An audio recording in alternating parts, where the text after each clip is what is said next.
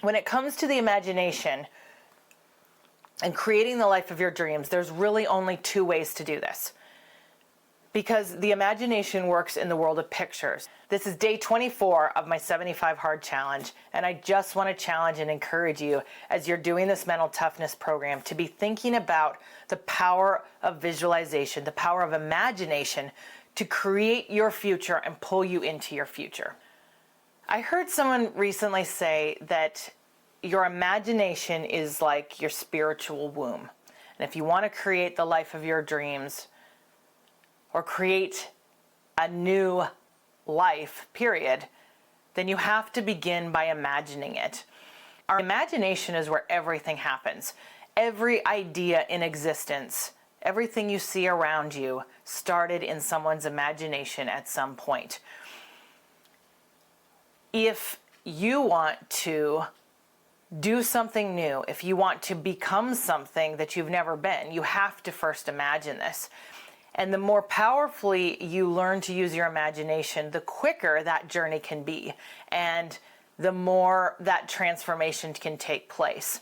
There's some keys with using the imagination that I want to touch on. But first, I just want to recognize that most of the time when we think about imagination, we're thinking about children. We're thinking of Disney or Mickey Mouse characters. We're thinking of fantasy or unreal places like what Tolkien created in Middle Earth and all of his books, The Lord of the Rings, and these worlds of characters and individuals that are just a figment of our imagination.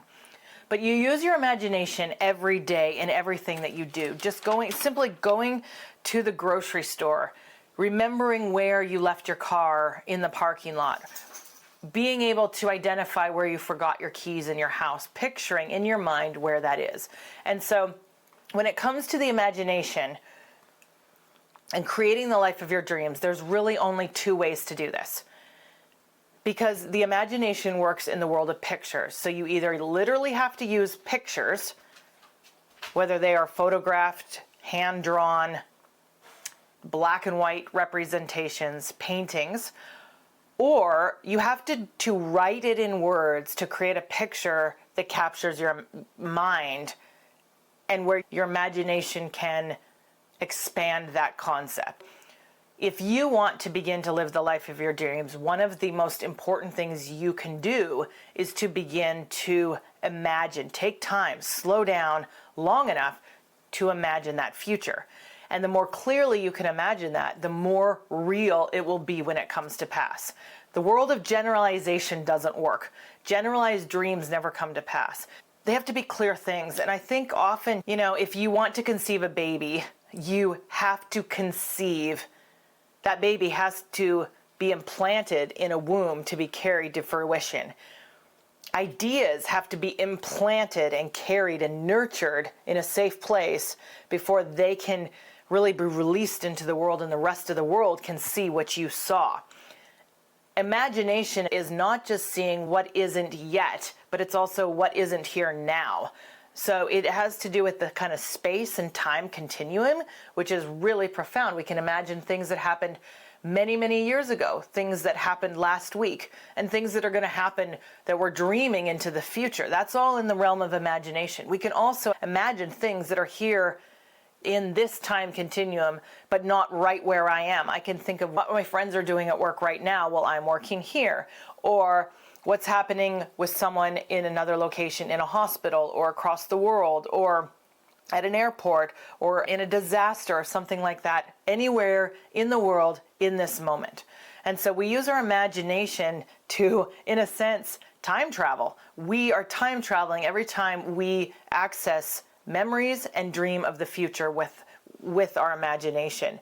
And to geolocate here in the world, it's a powerful thing. And I've said this before, but it taps into things that are scientifically at the quantum physics level. Truly, it's the spiritual nature of imagination is mind-boggling.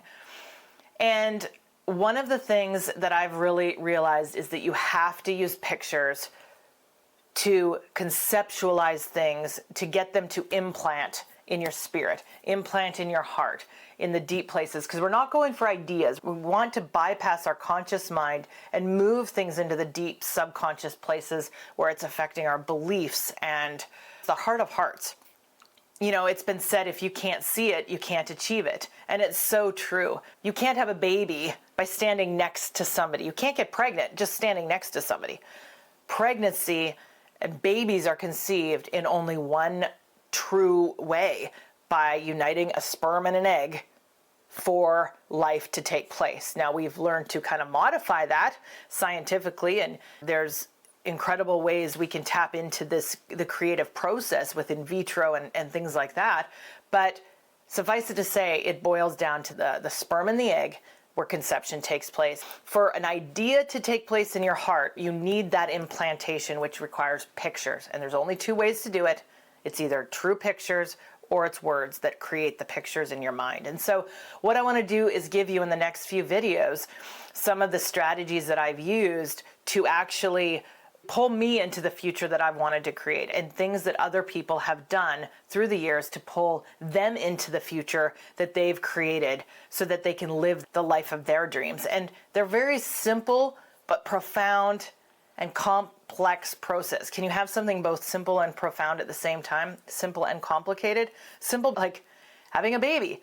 You don't have to know how it takes place to make a baby, other than that a man and woman need to make a baby. You don't have to know when the heart is formed. You don't have to know at what stage of development, but you know that within about 9 months, as long as nothing goes wrong and a woman gets the nutrients she needs, her body has the capacity to make a baby. And so by getting an idea on the inside of you, using your imagination and harnessing it, it's no different. That reality is going to come to pass. And I think the spiritual nature of this process of learning to live the life of our dreams, for me, it all boils back to truly just ancient things that God wrote in the Bible that I see playing out every day as science catches up with what's written in the Bible. Something King Solomon said in a proverb years ago was this, that as a man thinketh in his heart, so is he. Or as a person, a woman thinks in her heart, so is she. And so it's not up here what you think